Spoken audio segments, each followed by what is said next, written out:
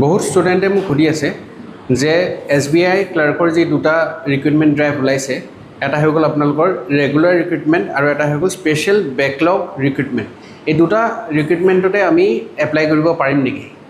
চাওক, এই কথাটো মই উত্তৰ দিয়াৰ আগতে আমি জানি ল'ব লাগিব যে SBI দুটা নটিফিকেশ্যন উলিয়াইছে আপোনালোকৰ। এটা হৈ গ'ল ৰেগুলাৰ যিটো ৰিক্ৰুইটমেণ্ট থাকে সেইটো কাৰণে ওলাইছে, আৰু এটা কি হৈ গ'ল স্পেচিয়েল বেকলগ ৰিক্ৰুইটমেণ্ট এটা ওলাইছে। আৰু দুয়োটা এডভাৰটাইজমেণ্টতে SBI কৈছে যে candidates can appear for the test only once under this recruitment process. কিন্তু SBI দুটা এডভাৰটাইজমেণ্টতে ক'তোৱে কোৱা নাই যে কোনো এজন কেণ্ডিডেটে দুটা ৰিক্ৰুইটমেণ্টতে এপ্লাই কৰিব নোৱাৰে। ৰেগুলাৰ যিটো ৰিক্ৰুইটমেণ্ট আছে তাত আপোনালোকৰ পোষ্ট আছে SC 7টা, ST 13টা, OBC 29টা, EWS 11টা আৰু জেনেৰেল 50টা। টোটেল আপোনালোকৰ 110টা পোষ্ট আছে।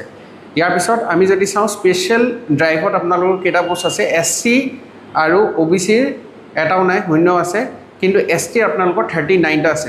চ' মেইনলি এই কুৱেশ্যনটো আপোনালোকৰ ST ষ্টুডেণ্টছৰ ফালৰ পৰাই আহিছে।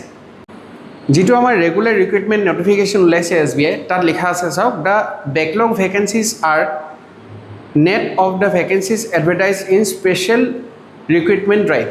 মানে ইয়াতে কি হৈ গৈছে, দুটাই ৰিক্ৰুইটমেণ্ট ড্ৰাইভ বেলেগ বেলেগ ধৰণৰকৈ হৈছে, দুটাই বেলেগ বেলেগকৈ পৰীক্ষা হ'ব, যদিও পেটাৰ্ণ এলিজিবিলিটি এই গোটেইখিনি বস্তু একেই আছে।